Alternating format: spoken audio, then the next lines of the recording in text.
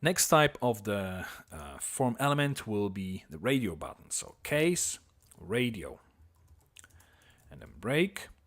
Now we do var element name equals element an attribute name. So we basically want to get the name of the specific element through which we are currently looping. If exclamation mark, now input name equals double quote, single quote, we concatenating with element name, then single quote, double quote, and closing square bracket, single quote, and then dot is, and we check if it's checked, so colon checked. We're obviously checking if it's not, because we've got this exclamation mark here, so it's the opposite of this condition. Then object validation dot initial. Actually, do you know, let's copy this. That's gonna be easier. And paste here, because it's basically the same. So now, if we save the file, go back to our browser, refresh, make sure that the cache is cleared as well. Now if we submit, you can see it doesn't show anything inside above our radio button. And the reason why is because I've made a small mistake here. We pass in the ID and the element instance. Now we're looking for a different ID. We're looking for the ID, which is basically represented by the name of this specific element.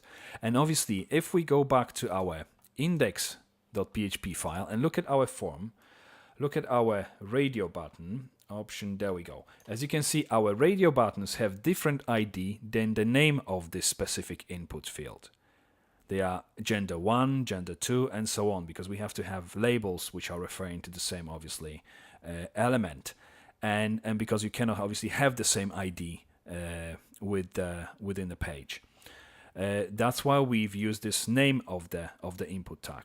So what we need to do here is, rather than pass, I'm going to close the browser, rather than pass the ID of this element, we're going to pass its name. So copy this name, element underscore name, and pass its first element. It's still going to process the initial validation display. We'll process it exactly the same way, because it's looking for the class with this first parameter.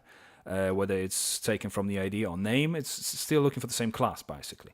So if we save the file now, go back, click refresh first, then submit, you can see now it's displaying the message. But it's displaying it twice.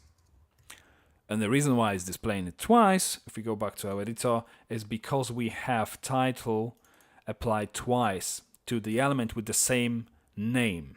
So if we remove this one, the second one here, it's only going to take the first one under consideration, and that's it. Obviously, we need to remove this class required as well from the second one. So practically, the second input, the second radio button will only have the type, name, ID, and value assigned to it. Now, if we save this file, go back, refresh, now hit submit, you can see the message is only displayed once, because it's actually referring to the same element. It's just, there are just two instances of it, of this element with the same name, different IDs, the same name, because it's a radio buttons group, basically. So now if I select this one, click on submit, messages are gone. So let's move to the next video and work on the following validations.